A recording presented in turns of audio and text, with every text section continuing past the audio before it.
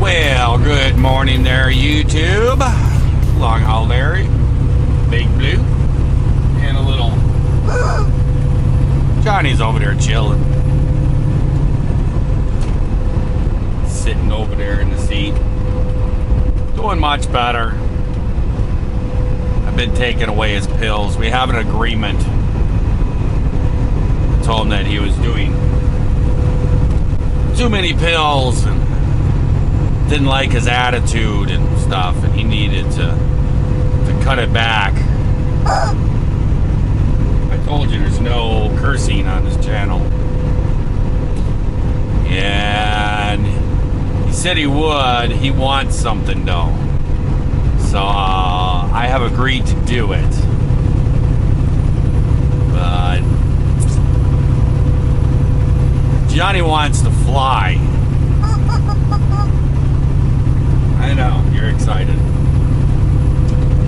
He says he's a bird, but his wings are too small and he has no feathers, so he can't fly. I'm not picking on you. So he says if I can make him fly, he'll cut it down on the pills. So that's the deal we got. But we are running up to Shawano, Wisconsin. It is 7 a.m. 46 degrees, and we're coming into Milwaukee. I think this is actually Cudahy. Yep, this is Cudahy. I dated a girl in Cudahy in high school. She lived right back there in that turnoff. Went back into those houses and stuff. That's where she lived.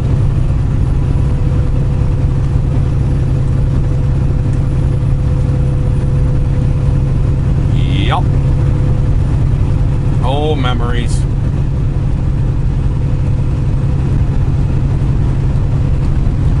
Well, we are just rolling along. Everything has been going good. And as you can see, still got a little bit of that rain. It's actually pretty much stopped. I've been in this all night long. This is actually the end of it. I've been in just downpours and everything else all night long.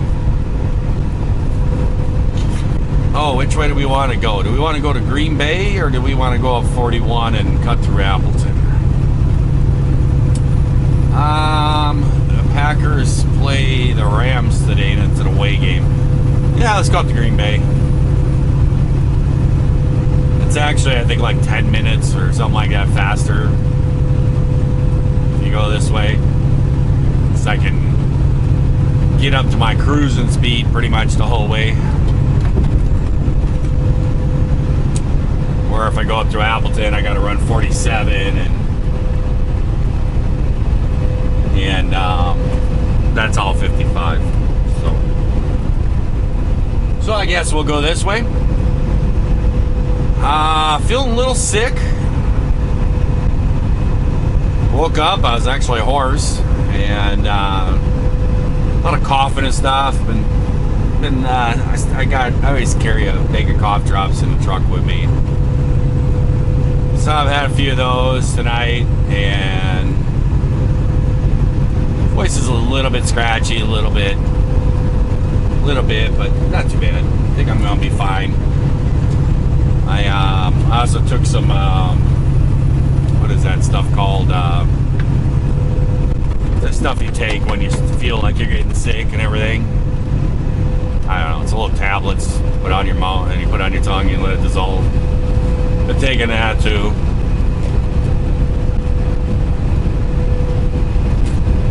So, doing alright. I actually made a video earlier when I woke up, but I actually got done my half-an-hour break there, and I looked at the video, and I was so hoarse and coughing so much. It's pretty bad. So what that video was I was answering comments. So I'll do it again sometime today or something like that. A little later today or something, I'll do that over again. But one of the comments, speak speaking of memories, a girlfriend in Cudahy. One of the comments that was asked of me kind of struck another memory in me. And this is from Peter Morell. And he said, great video. What is your best American car? Oh, I got a story about an American car. The story's gonna have excitement, envy, probably a little jealousness, I guess you might call it. Same thing as envy, I guess. And it's gonna have some real heartbreak. And then probably some depression. So I will tell you which car is my favorite car. Here it is. I was, I think, 12 years old. And I have 3 brothers. And my second older brother, he had moved out. He was out and about and stuff, and he had a horse on the farm. And this horse was his best friend. Don't ask me why this question about a car involves a horse. Yeah, I'll get to it. This horse was his best friend. The horse wouldn't even be in a fence half the time. He would just kind of wander around, never left. And as soon as my brother came out of the house, that horse would come running right up to him. That was his best friend. And he moved out. I think he was living in an apartment, something I can't remember where, with some guys or something. And he, I said one day we were out at the farm, and a livestock trailer showed up. Getting the road, slime off the road. And a livestock trailer showed up. And we were like, what do you want? And he said, I am here to pick up a horse. We were like, what? So we got my brother and my mom, I think, called my brother and got him on the phone or whatever, and it's like, there's somebody here to pick up a horse. What's going on? Oh, yeah, that's right. I sold him. I sold the horse, and my mom was like, what? Are you serious? And he's like, yep. Because I'm trying to put some money together and buy a car. I want to buy this car, and figured I'd sell the horse. Well, it's your horse. So they loaded up the horse and away it went. I'll tell you right now, people in the family were like, dude, you sold your best friend. How could you? And he was like, you know, whatever, my horse. I can tell you right now, my mom was upset about him. One of my sister-in-laws, she was not happy. She couldn't believe it. But then one day, my brother rolled up in his car that he bought, and he rolled up in the driveway, and pretty much, I would say the brothers went, "Oh, okay." He rolled up, and it was a 1967 Camaro. And this thing was beautiful. It was a midnight blue, and the paint job on it was just beautiful. And it had like these side fairings for the fenders built into it that were, you know, somebody had professionally done and everything to make the fender wells a little bit bigger. And It had 50s in the back. It had a skinnier tire up in the front. And then the rear end was all jacked up. Had torsion bars back there and everything. And it had a 427, Chevy 427 V8 in that thing. And the hood had a cutout. It didn't have a hood scoop, it just had a hole in there. And it's sticking up through the hood was an air injection unit. It wasn't one of those Ram Air ones. Those, that puts out 1,000 horsepower or something. It was air injected with like a chrome, almost looks like a like a V type thing sticks up there. And it just stuck up maybe about 1.5 inches, 2 inches above the hood or whatever. And it had a Hurst 4-speed transmission in it. Guys, I gotta take a drink here. My throat. Guys, that car was, it was just beautiful. And the interior was all original, black leather, just beautiful inside. And he rolled up in there with this thing, and I was just like, whoa. I was probably 12, 13 by this time. And my next older brother, he was at home too. He was like, whoa. And so he was like, come on, let's go for a ride. So I jumped in the back seat, and my other brother jumped in the front. And he goes, I'll show you what this thing can do. And we went out on the road in front of the house. He went out there, put that thing in first gear, and he just lit them tires up. No brakes then, just lit them up. And he got those tires just howling. And he slammed that thing in the second gear real fast, kept the tires spinning the whole time. That thing was just smoking the tires. And he was slowly starting to go forward.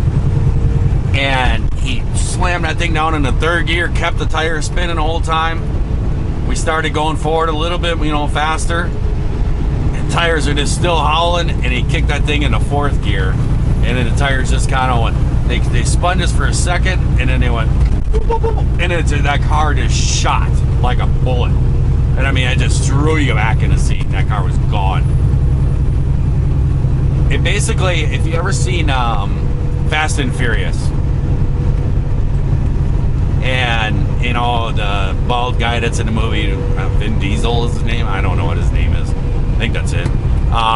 He at his house, in California, he's in that old garage. He always goes back in there, and it's his dad's car.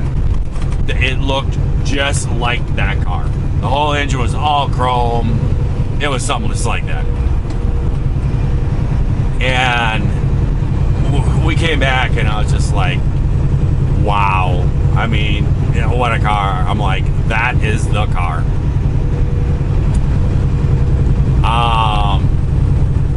He had the car for a while, and then he moved back home, and he actually rented that trailer house that's next door to my parents' place, and he was living in there. And my brother, he plays guitar, and he's had bands over the years. He's had, I think, 2 or 3 bands. And he's always been always the lead singer, and then he plays guitar too. And he was out doing some show someplace real late at night, and it was like 3, 4 o'clock in the morning, whatever it was. And he was heading on the way home, and he was coming down that Vista Drive that I showed you guys when the storms hit out there by our place. And the worst part was over on Vista. And he was flying home with that car, and just had her to the floor, just flying down Vista Drive, and a deer jumped out. He caught it just with the front clip on the front side, and he just barely caught the deer, I guess. And it messed up the front clip and the front, grill, just by the headlight side. It tweaked the hood just a little bit. The hood wasn't hinged. It was one of those that you just pulled off. It had 4 pins in it, and the hood just pulled off, and there was no hinges on it. busted the front clip, and the hood just kind of buckled just a little bit. It could have been fixed. And it crinkled up the right front fender pretty good. And he, was all over the road, and before he could get stopped, he ended up going down into this ditch into a farmer's field. And when he went into the field, he kind of got his wits about him as the car was coming to a stop, and he quick punched it and flew back out of the farmer's field and got back up onto the road before he got stuck. He kept his motion. And when he got back up on the road, he went up there and looked and stuff, and it was not pretty, but it could be fixed. But the problem was the front right tire something was messed up bad with it, and he could hardly even drive it. He just kind of nursed it home. And I got up the next morning, I walked outside and I saw the car, and I was just like, no. And I walked over and I was looking at it. And I saw it, and I saw it later that day. He got up and I went over and he told me what happened. And I sat there looking at the car, and he's not mechanical whatsoever. And I was like 13 at the time, and I'm like, I'll help you fix it. Let's fix it. And he was like, nah, you're just a kid, all that stuff. But I was actually the mechanic on the farm, really, pretty much. And he was just kind of like, nah. He goes, I'm just going to park it in the garage for right now. He goes, I'll mess with it later. So he parked it in the back of the garage. And I sat back there, and I bugged him about it. And he, no. And he went out, and what was really funny is he went out and bought this stupid little Subaru. The thing was the ugliest little car. He didn't have no money. He just went out and bought that. And he putts around with that. It's like, how can he go from that to that? But he drove that thing around, and then he accepted a job driving a combine. And it was going to be a job where he would travel. He was going to be going all across the country, and Kansas and Iowa and all this stuff. And he was going to work for this company. And basically, it's almost like truck driving, except you drive these big combines. And there would be like 4 or 8 of these combines all together, and they drive around in the highways. And come on, car, I got to get over. And they go out to these big thousands acre fields, and they attack these fields with these great big combines, and they can knock them out real fast. And they just kind of drive around, and they have certain fields they hit, and that's what they do. And he went and did this and was gone doing all this for a long time. And he came home, and I bugged him about the car again. He was like, nah, he goes, I think I'm going to take it in someplace and have a professional fix it. And it was with the body work and everything. I want it to be right. And then he just kind of messed around with it, and then he took off again and went and did that job again. So this time I'm about 14. So then every time I started seeing him, I was like, whatever. And I was like, I tell you what, I want the car. How about I buy it off you? And I don't think he ever really took me serious, but I started working like on neighbors' farms to save up for this car. I wanted that car to be my first car. And I started working jobs and everything, trying to make enough money and stuff. And he came home, and he moved. I think it was the Upper Michigan area. It wasn't Upper Michigan. It was somewhere up there. And he moved up there, and his band, he got two guys in his band that lived up there, so they all moved in together, and they were like traveling around and playing gigs all over the place and stuff. And he was up there, and I was probably almost 15. And one day, Austin, a flatbed showed up in the yard. And I was home, and my mother was home, and we went out there, and we were like, what do you want? He goes, I'm here to pick up a Camaro. And I was like, no! Please say it ain't so. And my mom got a hold of my brother and said, hey, there's a guy here with a flatbed. Says he bought your Camaro. And he's like, oh, yeah, that's right. That guy's going to be showing up. Well, he's here. oh, well, title's in the glove box, keys are in there. And my mom kind of was like, Larry wanted to buy that car if you were going to sell it. And he was like, well, he ain't got no money. And my mom was like, he's been working, saving up money to buy that car. He's got money. And he was like, well, I've already sold it. It was too late. Money already changed hands. It was gone. I was severely disappointed. I was so upset about it. And then I went out and I bought a stupid little Opal, if you guys know what happened to that. But it was whatever. I got over it. Then I was about 17 years old. And I was over at Long Lake. It's a lake over by the house, and I used to go over there and hang out, water ski, tubing, go fishing, all kinds of stuff. I used to live over there a lot, just with my buddy. His family had a cabin over there. We used to just hang out there. And one day we went down to the bait shop, and I pulled into the bait shop, and I was in my buddy's truck, and I got out and I looked over in the corner, and there it was, in the corner of the lot, a midnight blue 67 Camaro, sitting in the corner of the lot with a crinkle up fender that had been kind of pounded out, but you could still see it. And you could still, and the front clip was like a different Camaro, but it was a different color. So I knew it was his. But there was a problem with it.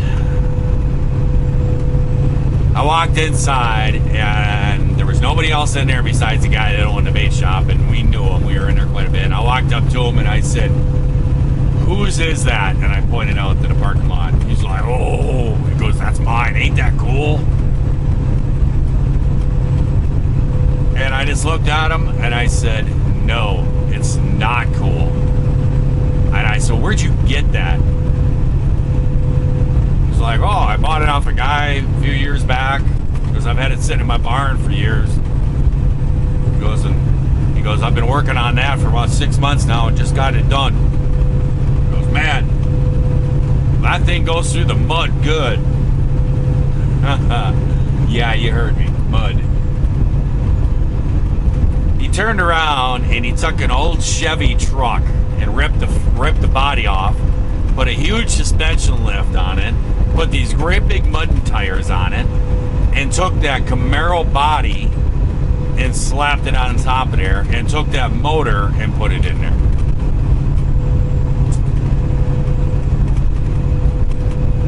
I just looked at him and I just said, that was my brother's car.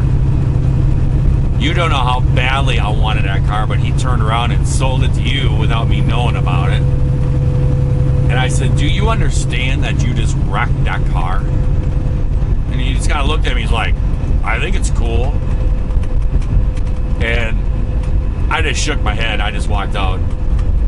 That was the depression stage. It was. I couldn't believe he did that to that car. And I actually walked over there and I looked. I climbed up in the car. And I mean, this thing was probably, the bottom of the car was probably almost 6 feet in the air. And I climbed up in there and I looked up inside, sitting there looking at it. And I looked up inside there.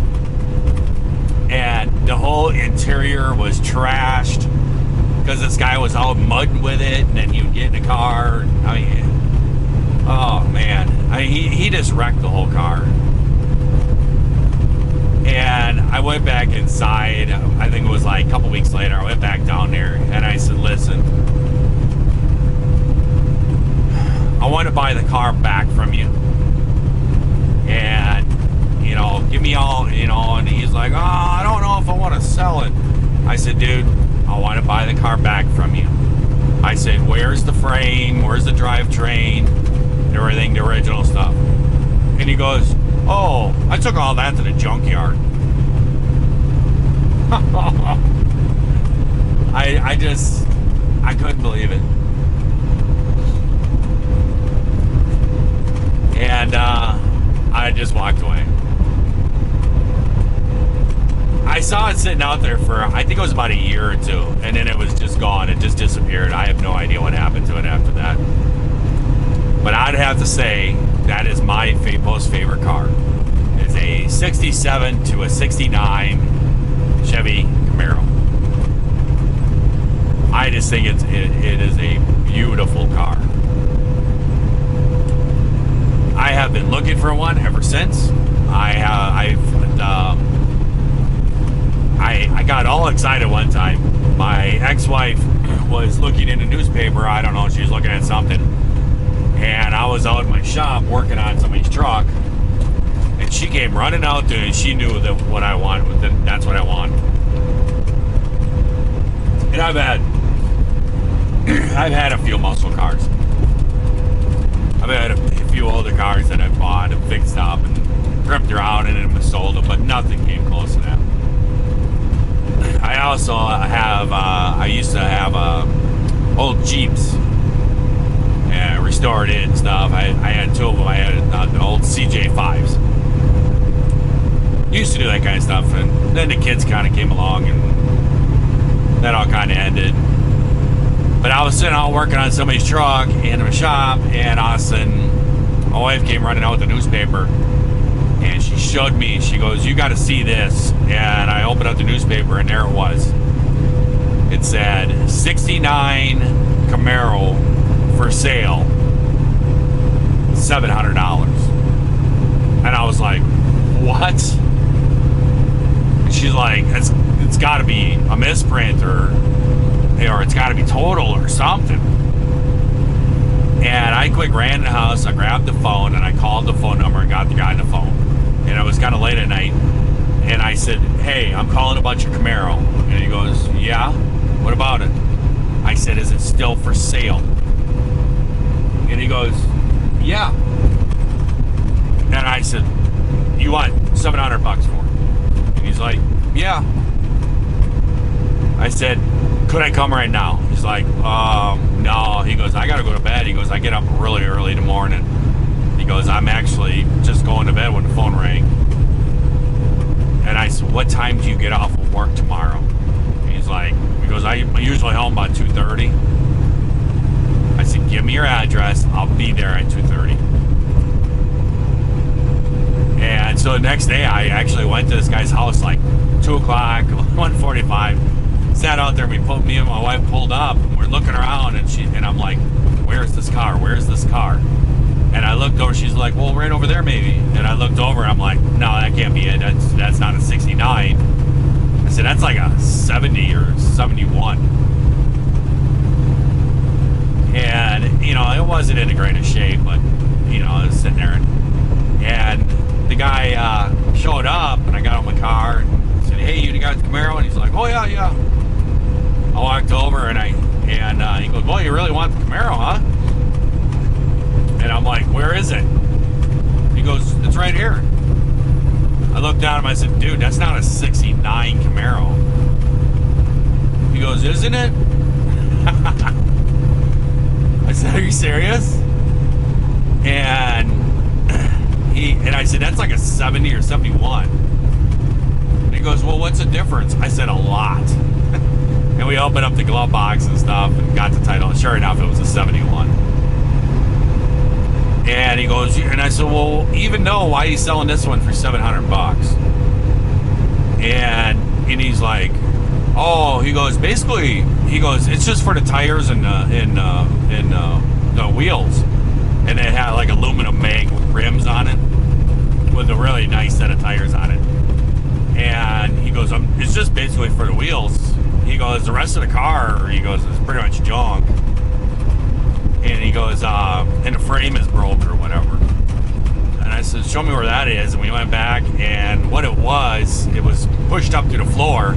He thought the frame was broken in half. And what it was one of the rear shock mount, where it went through the frame. That shock mount broke, and the shock just pushed up into the floor. It wasn't a frame. And I looked around, and I'm like, then I was like, okay, now it's time to wheel a deal. And I don't know. Yeah. Then he had this little Toyota car, and I thought, you know, my wife, she needs a little beater car to beat her out, because she was tough on cars. I drive in mine, and so, and he had one. He had this little Toyota beater thing, and I said, well, I'll tell you what, I'll give you $700 for both of those cars. He was like, okay. And so I took both of them, and I drove the thing home, and I had it for a while, and I fixed the shock, and I used to peel around in it and stuff, but it was just never the same. But I ended up,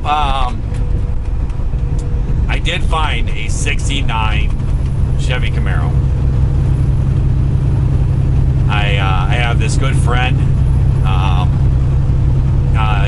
John knows him too. He used to be the president of our remote control flying club. And this guy, he fixes up old cars. He's retired now. He just retired a couple years ago. And he has a really nice shop, and he has like, he likes to fix up like old Volvos. And I think he has a Model A or something like that. He likes those old cars like that, and he fixes them up and takes them to car shows and stuff. And one day I stopped over at his house, and he was, I walked in, and he had a lathe and a milling machine, and so if I needed something made, I would usually stop out here, and he would lend me a hand and let me use the machines and stuff. And so I stopped over there one time, and I walked in his shop, and there it was, a '69 Camaro. And I was like, dude, where'd this come from? And he's like, oh, he goes, that's one of my friend's kids. And he goes, they don't have a shop really to work on it, and they want to restore it, so I told him they could bring it over here and, you know, use my shop. And he goes, I've been helping them. And I started looking around, and it was in rough shape. The interior was completely gone. I mean, it was all terrible and stuff. It had some rust on it, but it was restorable. And I said, dude, you don't understand. This is basically one of my most favorite cars. And I says, you know, what's the problem? You know, what are you doing with it? And he's like, yeah. He goes, well, we're going to restore, do all the body work and stuff. And he goes, but we're having a little issue with it right now. And I said, well, what's the issue? And he goes, all the wiring. And I'm like, dude, this thing is simplest. It's simple. The wiring, I mean, this old of a car, it'd be simple wiring. And he goes, yeah, you'd think so. And he went over and he popped open the hood. And what the deal was the kid decided, he pulled the motor that was in it. It wasn't the 427. You could have different options. I think it was a 308 or something like that you could have put in them, or you could have a 350 or the 427. And this thing had that 350 or that 308. And the kid pulled the motor out of it, and he went and bought a motor out of like a 2005 or 7 or something like that Corvette Stingray. And it was all fuel injected and all this stuff or something like that. Might have been even newer than that, I don't know. But he was trying to mount it in there, and he's like, I got the motor mounted in there. He goes, but now the wiring harness. And he goes, you know, now we got to install computers in this thing and hook it to the car and wire everything. He goes, I can't get it to start. He goes, I can't get it to run and stuff because I'm having total issues. I was just like, what is this kid doing? I says, you know, go out there and find an old station wagon and pull an old Chevy 427 out of it and put it in there, and man, there it is. He goes, I've been trying to talk to this kid, tell him to do that, but he won't listen. He wants a newer fuel injected engine in it. So I told him, I said, I tell you what, give the kid my phone number, tell him I want to buy it. And it was a few months later, but the kid did actually buy it. He called me, and we talked about it, and he wanted to sell it for a ridiculous amount. Because that motor, he paid a lot of money for that motor. And I'm like, dude, I don't want the motor. I said, where's the old motor? He's like, oh, it's sitting out back behind my dad's shed. And I'm like, I don't even want that motor, but I'll take that one over that. You can have that fuel injected thing. I said, but I'll take the car with no motor. And we argued about it and stuff. And one time I stopped over there and I walked in and the car was gone. And I found out that he found somebody that wanted it with that motor and turned around and sold it. So I'm still on the lookout for one. Someday I'll find one. So if you got a line on a 67, 69 Camaro that needs restoration, sitting out in somebody's barn, as original as possible is what I'm looking for. I will be interested. So there you go. Gator, that is my most favorite car. So we're just continuing to make our way up to Shawano. I will catch you guys later. What is that on the road? Okay, just tar stuff. And I hope everyone out there is having themselves a great day, great night. So watching this here video. If you are not, well, we're certainly going to try that all over again tomorrow. And I will catch you guys later. See ya.